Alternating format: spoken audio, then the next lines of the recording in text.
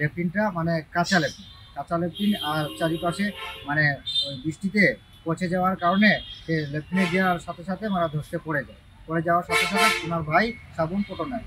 উনি গিয়ে তাকে উদ্ধার করে মানে তুলা দিতে চায় আর কি, তখন ওনার সাথে সাথে সেও মানে পড়ে যায়। এরপরে প্রতিবেশী দুইজন ছেলে আছে, এই নিপেন ফুলমালি এবং কৃষ্ণা রবিদাস। এরা দুইজন ভিতরে, এরাও একজন একজন যাই উনাকে রক্ষা করতে, কিন্তু ওই বায়ু গ্যাসের কারণে, বিষাক্ত গ্যাসের কারণে উনারা ভিতরে সেন্সলিস্ট হয়ে যায়। পরবর্তী সময় আরেকটা ছোট ভাই রবি বুনার্জি যায়, উনিও ওইভাবেই পড়ে যায়, কিন্তু উনি ধাসনার সামনে থেকে যায়। তখন আমাদের ওইখানে সঞ্জয় ভূমিজ এবং প্রতিবেশী যারা, উনারা যায়, পুল বাস আছে না, পান্তুলার পুল বাস ঢোকায়, কেরোসিন ঢালি গ্যাসটা ইয়ে করি, মানে চারিদিকে কেরোসিন ঢালি এদেরকে উদ্ধার করে আর কি।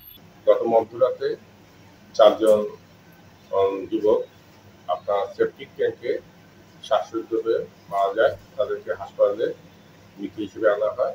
আমরা বর্তমানে তাদেরকে আমাদের মর্গে রেখেছি। পরবর্তীতে পোস্টমর্টেমের মাধ্যমে আমরা আরো বিশদভাবে জানতে পারবো।